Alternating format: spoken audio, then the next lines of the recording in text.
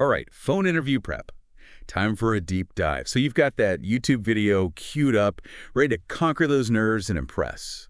We're going to break it down. This video is great because it really digs into how phone interviews work, the structure of them, but in a way you can actually use to stand out, not just like textbook stuff. Yeah, totally, because anyone can memorize answers, right? But totally nailing a phone interview, it's about getting that why, like why these techniques work. When you get that, you're not just like reciting stuff, you're showing them right off the bat why you're a good fit, showing your value. Music to my ears. In Yeah. this video, they hit that hard right away, saying hiring managers, they use these calls to filter quickly. They want to see who those top candidates are right away. So first impressions, huge. Absolutely. And that just shows why you've got to be so clear and concise with your answers. Every single thing you say is like your chance to highlight a skill, an experience. You want them at their desk listening and adding your name to that must-meet pile. Love it. Okay, so let's talk before the interview even starts the prep. They have 5 tips, but I want to focus on the ones that stood out to me, that I hadn't really thought of before. So tip number 1, quiet location. Seems obvious, but they even mention, like, a good connection, charged phone. It's like that basic stuff we forget about. It's not just about you, though, right? It's about them. It shows you're organized, you're prepared. It's like you're saying, without saying it, I value your time. I'm ready. Oh, totally. Okay, ready for this? Their secret weapon tip. Print out your answers. Have them right there in front of you. I know, digital age, but I actually love this tip. It's not about reading it word for word, but having those key points there, it helps with those nerves, yeah. It stops you from rambling. Make sure you hit every single thing you want to say, and it's totally acceptable in a phone interview. Like an open book test. Yeah. Okay, I'm convinced. Now, company research. This video really stresses that. They even go as far as to call it your secret weapon. It really is, though. This is how you set yourself apart. You go beyond just like glancing at their website. Social media, news articles, what are they up to lately? Even understanding their company values, it lets you craft these answers that really show you've done your homework. You're genuinely interested. It totally plays into those, why do you want to work here questions too. Instead of just some generic answer, you can mention, I don't know, a project they did, something specific. Exactly. You're showing them you're not just looking for any job, you're looking for this job at this company. Makes a difference. Huge. Okay, we've prepped, feeling good, now the actual interview. The video breaks down some common questions, gives sample answers.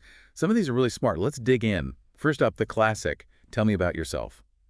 So open-ended, it's scary. It really is. So the video, they use this acronym SEAT. Skills, experience, achievements, and type as in what type of person you are. Okay, right, I remember that part. But what I like, which they don't say directly, it kind of positions you as the solution. You're not just listing off traits. You're saying, this is what I've done, this is how I work, and this is how that's going to benefit you. Shows self-awareness. That you've thought about how your experience helps them. Really smart. Okay, next up, everyone's favorite, behavioral questions. Why are you leaving your job? What are your weaknesses? This video, though, they emphasize staying positive, like framing weaknesses as areas for growth, which, Yeah, great advice in theory, but it needs context. yeah, Otherwise, it's just like a cliche. Instead of the whole I'm a perfectionist thing, which who isn't, right? You acknowledge it, but then you pivot. Like I can be a bit of a perfectionist sometimes, honestly. It makes it tough to delegate because I have high standards for everything. But I'm really working on that, trusting my team more, letting go of a little control. See? Totally different. Totally. You owned it, but you're also showing them you're, like, proactive. So much better. Okay, another thing I really liked about this video, that moment at the end when they ask you if you have questions. so important. They actually give you a couple really good questions in the video. And the great thing is... You could totally adapt them for any company, any role. Exactly. It shows you're engaged, you're curious, not just going through the motions. Okay, we've covered a lot, but this video, there's so much good stuff in here. They list out even more common phone interview questions, the kind that really make you think, about your actual career path and where you want to go. And how to show them specifically why you are valuable, what you uniquely bring to the table. It's a step beyond just listing your skills and where you've worked. Okay, now you've got me curious. Give us a little preview. What are these, like, next level questions? What should we be ready for? Well, there's the classic, right? Where do you see yourself in 5 years? Always throws people. Oof. Yes, I always feel like I'm going to mess that one up. It's like a trap. How do you even answer that honestly but also sound ambitious? Like you're going places. The key is to connect your goals to what they're doing as a company. You don't need to have like this whole 5-year plan mapped out, but you should at least know generally where you want to go. Do you want to learn some new skills, maybe? Take on more responsibility, maybe even a leadership role down the line. So instead of saying, I want to be a manager, which so vague. Right. You could be like, in 5 years, I really see myself as like a valuable part of this team.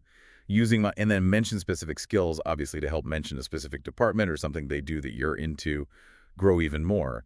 Honestly, I'm really excited about the potential to, and that's where you'd mention, like a specific goal that makes sense with what they do.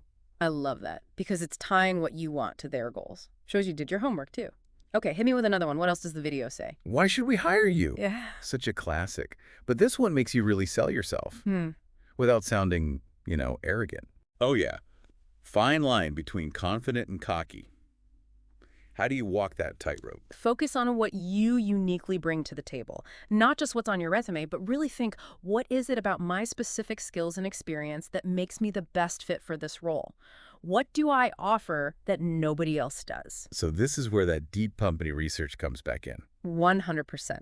You need to get them, really understand what they need, what their pain points are, their goals. Then when you're answering, it's about showing my skills and experience, they directly solve that problem you have. It's like you're saying without saying it, I'm not just looking for any job, I'm the answer to your prayers. So good. This video, it really is like its own masterclass. Yeah. We talked about prepping, nailing those tough questions, but there's always more, right? Like Yeah. the stuff we don't even think about. Totally. And honestly, this video is great, but one thing they don't really touch on is your voice, how you sound.